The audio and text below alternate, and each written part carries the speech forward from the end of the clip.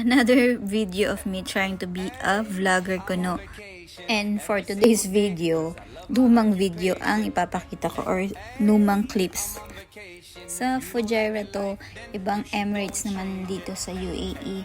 7 Emirates. So, nakita nyo na yung Ras Al Khaimah ng konti. So, ito naman ang Fujairah. Actually, sa Corfacan lang to. Mga 6 or 7 tourist spots yata yung pinuntahan namin. Yung Heritage Village, yung Rafisa Dam, yung Shees Park, amphitheater, tapos yung Fujairah Falls. Kumain na rin kami sa highest restaurant daw yun sa Fujairah. Hindi ko na maalala yung name ng place, pero masarap yung pagkain at maganda yung view nila doon.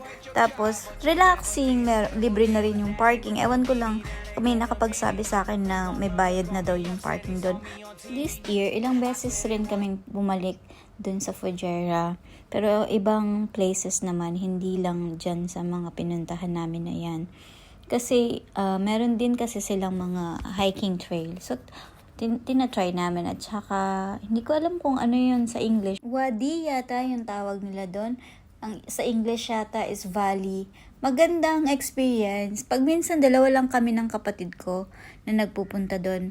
But for now, ito na lang muna ang videos ko.